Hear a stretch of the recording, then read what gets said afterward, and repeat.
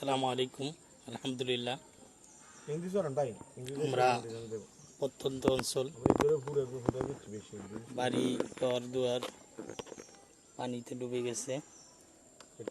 আমরা ঘুরে ঘুরে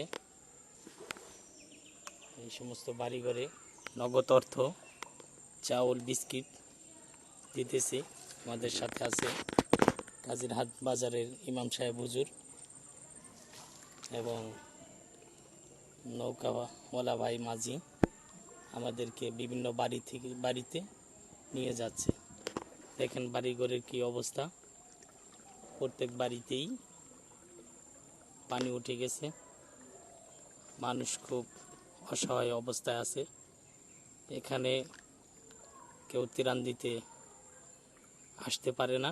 আমরা নৌকা দিয়া চেষ্টা করছি দেওয়ার জন্য। প্রত্যেকটা বাড়ির মধ্যেই পানি রয়েছে।